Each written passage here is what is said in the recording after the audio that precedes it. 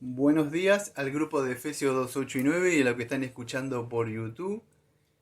Y este día miércoles 23 de junio del año 2021 vamos a proseguir con nuestras iniciación al estudio del Nuevo Testamento y hoy llegamos a la epístola a los Filipenses.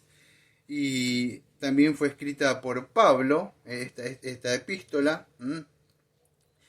Y Filipos, es la ciudad esa, fue una colonia, que era una colonia romana en Macedonia. Y esto estaba al norte de Grecia, ¿sí? Para que entiendan, era como una Roma en miniatura, ¿sí? De lo que sería la ciudad esta imperial de Roma. Ahora Pablo estableció allí la iglesia. Esto fue en su segundo viaje misionero, que ustedes lo pueden encontrar en Hechos capítulo 16. Y esto fue alrededor más o menos del año 50 después del Señor Jesucristo de la muerte, ¿no? Y esta fue la primera ciudad, podríamos decir, del continente europeo en escuchar el Evangelio, ¿sí? Ahora, cuando Pablo visita la ciudad de Filipo, ustedes saben que no le fue muy bien a él, incluso él termina en la cárcel, ¿eh? Y bueno, y ustedes saben también que incluso desde la cárcel él escribe esta epístola también a los filipenses. Fue desde la prisión que estaba preso, ¿sí? Fue otra de estas cartas.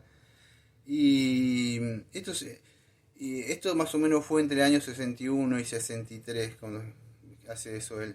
Bueno, vamos a empezar un poco, dicho esto, un contexto histórico de esta ciudad de Filipos, los temas que él toca. Ustedes no sé si han escuchado un poco de esta epístola, pero es una carta, no es como la de Corintios, amados, no es una carta así, sino que es conocida más como la carta del gozo, ¿sí? Es como que si le estuviera hablando a sus amigos, él, de ahí, algo así, o no sé si decirle colaboradores del trabajo del Evangelio junto con él. Y él hace los saludos de siempre, la acción de gracia, y cómo él reacciona a todas las cosas que estás viviendo. Porque uno puede reaccionar, pero de diferentes formas, o positivamente o negativamente. Hay personas que salen y dicen, está lloviendo, y otra dice, está cayendo agua, qué bien que el Señor trajo. Es así, ¿vio? Entonces, la situación siempre está para todo, depende de cómo reaccionamos. Bueno, Pablo después vamos a ver cómo reacciona incluso a esta oposición del Evangelio, que lo hace muy bien positivamente. Ustedes si lo han leído, él dice que todo es para el progreso del Evangelio. Él está preso, encadenado, y encima otras personas que hablan mal de él, pero no importa, están hablando de Jesús, dice él. Mire esa forma de verle las cosas, ¿no? Entonces, él lo ve así como esa cosmovisión que tiene él de la situación que él tenía, de lo que estaba viviendo, ¿no? Así que bueno, y él le puede dar unas directrices más al final. Yo di a grandes rasgos, acuérdese. Vamos a empezar entonces, dicho esto. Entonces Pablo empieza esta epístola primero positivamente agradeciéndole a todos los cristianos y las cristianas ahí, porque escuche, se habían preocupado por él, no eran como los otros que lo dejaron ahí, se habían preocupado, lo habían ayudado, con amor habían enviado gente para sus necesidades, para lo que necesitaba comer y cosas así que él necesitaba. Entonces, fíjese, no lo dejaron solo, él lo vio como compañero, parte del cuerpo. Nadie deja, y más a alguien que estaba llevando el evangelio como él, va a dejar descubierto a él. O sea, entiende, parte del cuerpo, ¿no? Y eso él estaba agradecido por la expresión de su amor y su cariño, no solo de palabras, sino de hechos, que le había mandado todas las cosas necesarias que él necesitaba para eso, aunque él estaba acostumbrado a tener y a no tener. Así que Pablo, como ustedes ven, no era un hombre que, como estos, vamos a decir, falsos apóstoles que aparecen hoy de la prosperidad. No, no es así. Aunque él podía haber logrado todo esto, guiado y lo hizo por el Espíritu Santo, también Dios muestra su amor y su misericordia por medio de sus hijas y sus hijos, el cuidado de los siervos. Y eso lo vemos acá, esta iglesia que lo cuidaba a él. Entonces, Pablo, es más, fíjese, Pablo estaba encarcelado en Roma, pero él no vio ningún impedimento para seguir escribiendo, seguir enseñando, para la más. No importa dónde esté, además dice yo acá quizás no puedo hacer, Se lo digo por experiencia. Estoy donde estoy, siempre sigo trabajando. No importa el lugar que esté.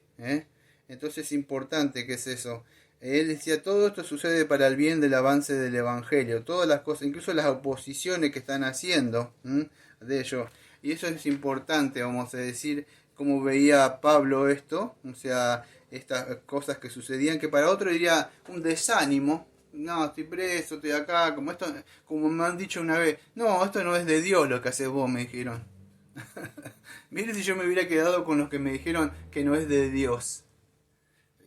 No, ¿sabe cuántas veces le he hablado y por la gracia de mi padre, muchos que están en este grupo o en el otro, vinieron al Señor y llevan años ahí. Y porque por un lugar, nosotros no sabemos los medios que va a usar el Señor. Entonces es importante, todo lugar es bueno.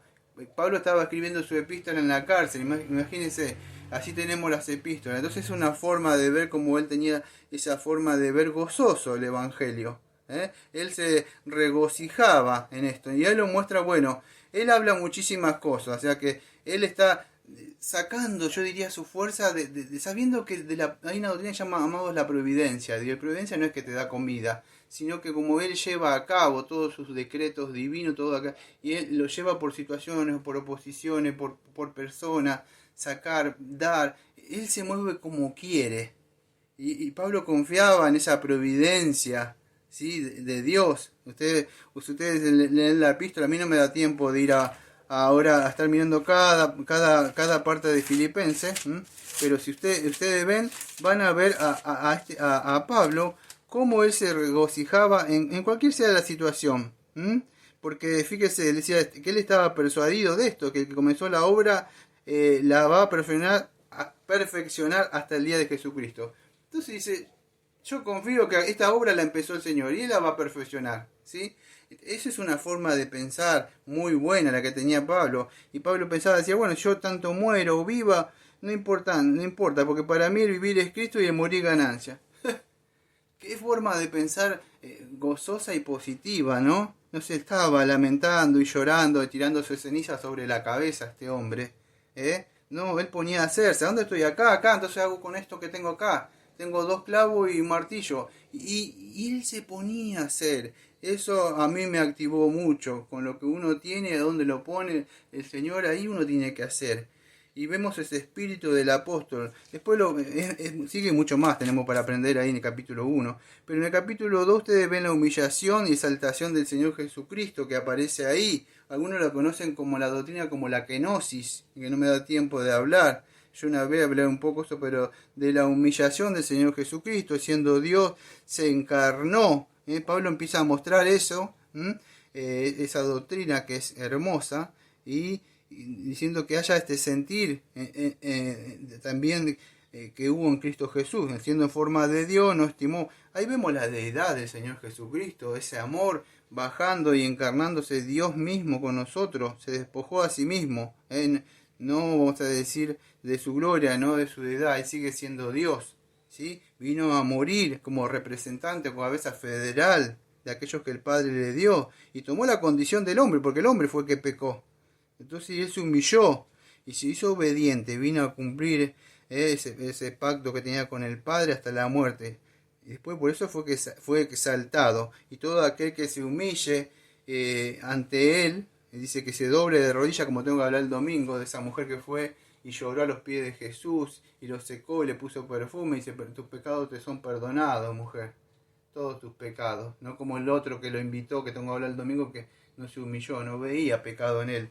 Todo aquel que lo reconozca a él como el Señor, el Curios, y vaya pidiendo, se arrepienta y ejerza fe en él, dice que aquel que se humilla, el Señor lo va a exaltar, y entonces obtiene perdón de pecado. Todo esto para la gloria de Dios el Padre, amado. Entonces vemos en esta epístola el gozo de eso, y esto debe humillarnos, no ser orgullosos doctrinales y hablar de esto, no, debe humillarnos, y todo lo que recibimos y todo lo que tenemos, incluso los conocimientos que nos ha dado el Señor, sea para la edificación de los hermanitos, de la hermanita, de ayudar. No se trata esto, amado, de debates teológicos, a ver quién sabe más, y lo destrozo teológicamente con una apología poderosa, o utilizando a grandes apologistas. Amados, yo podría hablar mucho de eso, yo me metí mucho en esas cosas, se lo puedo asegurar. Y vi lo que único que puede convencer a un pecador, más allá que la apología es buena, es el Evangelio, que es poder de Dios para hacer. Entonces, fíjese lo que hacía Pablo. Él se encargaba de predicar a Cristo, Cristo crucificado, que resucitó, de la kenosis o de la humillación del Señor Jesucristo, que esto sea un ejemplo. Él tenía todo y vino a morir, bueno, mostrar una entrega total. Eso es, podía llevarnos más, ocuparnos más sobre esto, pero Pablo sigue hablando de otras cosas que son muy, pero de verdad muy importantes, que a mí no me da tiempo, pero Pablo empieza a hablar que eso debe ser un ejemplo para nuestras vidas, debemos ocuparnos de nuestra salvación con temor y temblor, porque Dios es el que produce el querer y el hacer por su buena voluntad. Eso significa la santificación, amados.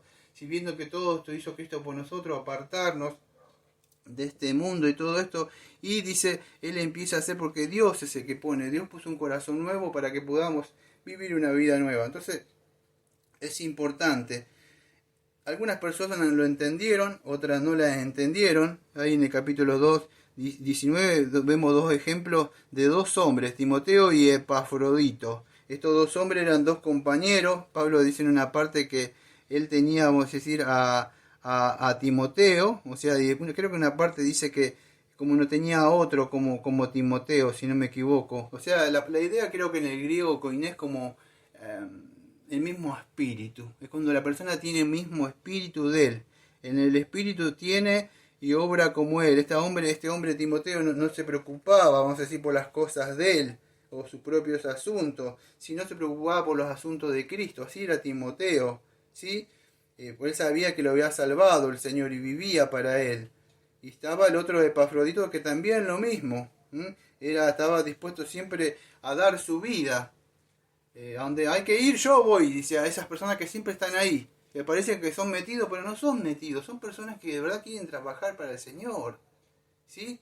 Y entonces por ahí una persona quiere trabajar y dice, uy, ¿cómo hace quedar mal? No, son personas que de verdad quieren trabajar. Lamentablemente todos no tienen esa cosmovisión dentro de una iglesia local o donde estén trabajando para el Señor. Y el ejemplo de esto son dos hermanas que era Evodia y Sintique, no sé si se acuerdan. Ellas no tenían el mismo espíritu en sí. Dice Pablo dice así en el 4.2, ruego a Evodia y Sintique que sean de un mismo sentir en el Señor. Entonces, y le dice a sí mismo, te ruego también a ti que compañero fiel que ayuda a estas que combatieron juntamente conmigo en el Evangelio con Clemente. Escucha, estas dos mujeres que trabajaban para el Señor. Aparentemente tuvieron una diferencia, no dice qué, pero estaban como ahí media peleadas ahí. Pablo dice, fíjese, Pablo no dice, bueno, que se las arreglen, yo no me meto, no hay que juzgar. No, en este asunto él entró y dijo, miren, ayúdenla a que haya una reconciliación. Nosotros somos, no dijo así, pero él pienso que habrá dicho algo parecido, como somos pacificadores, debemos mantener la unidad en el espíritu, reconcíliense, háblenlas. Entonces, fíjese, también había algunas asperezas y soportar ciertas cosas, porque es así, pero eran dos mujeres que trabajaban, parece, Pablo le dice que habían trabajado, le habían ayudado, fíjese que dice asimismo, te ruego que ayudas a estas que combatieron juntamente conmigo, ¿sí? Combatieron conmigo en el Evangelio, eran colaboradores de Pablo estas dos mujeres, pero trabajaban en una iglesia para un pastor, pero se peleaban entre ellas, pareciera. Y dice, no, reconcílense que hay que seguir trabajando, céntrense en las cosas del Señor. Bueno, podríamos seguir hablando de eso, siempre hay en toda iglesia y eso, ¿no? Y bueno, necesitaba que ayuda a estas mujeres, pues se fueran a reconciliar, ¿no? Entonces, y ustedes los ven, él sigue, exhorta continuamente en el capítulo 3 y en el capítulo 4, 5, ustedes saben que lo que él dice, que se regocijen en el Señor siempre, otra vez digo regocijaos, y que toda la gentileza sean conocidos, que nosotros somos cristianos, no somos cristianos depresivos, aunque tenemos cosas, tenemos que mostrar que confiamos. ¿Qué le pasa a este hombre que decía? No, es que confía en su Señor, por eso que anda así. Es así. Entonces, sea conocida nuestra gentileza, sean gozosos. Y gozoso lo dice este hombre no estando en una buena posición. Lo vuelvo a recalcar, amado. Estaba en la cárcel.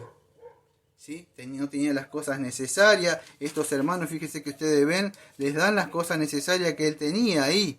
Y él le dice en otra parte, porque no me da mucho tiempo de hablar, él dice que estaba bueno, que tenía todas las cosas, que sabía vivir humildemente, pero estaba agradecido por las cosas que le había dado. Y escuche, voy a ir cerrando con esto porque no me da tiempo en 17 minutos de explicar una epístola como esta. A mí me gustan todas las de Pablo, de verdad, las cartas paulinas son hermosas para mí. Pero voy a cerrar esto con esto. Dice, en esto pensá, por los demás, hermano, todo lo que es verdadero, todo lo que es honesto, todo lo que es justo, todo lo que es puro, todo lo que es amable, todo lo que es de buen nombre, si hay virtud alguna, si hay algo digno de alabanza, en esto pensad. ¿Sí? Y dice, y lo que aprendiste, recibiste y oíste y viste de mí, esto haced, y el Dios de paz estará con vosotros. Entonces, bueno, solamente hubo alguien que hizo así, fue el Señor Jesucristo, pero en esto pensad. Escuche, no me da tiempo, pero usted es lo que piensa, podríamos decir, no le estoy hablando de positivismo ni nada de esas cosas. Pero si usted piensa y siembra pensamientos cristianos, si empieza a pensar que piensa, no, soy un tonto, y la gente dice, sos un tonto, y se comporta como un tonto, aunque no lo es. Pero usted piense en esto, pensá en todas las cosas que están en las escrituras, no solamente un oidor. Para ser un cristiano, primero usted que tiene, pensar como cristiano para vivir como un cristiano. Bueno, nos vemos mañana, amado, con otra epístola, y si no me equivoco sigue la de los epístola a los colosenses. Que tengan un bonito día.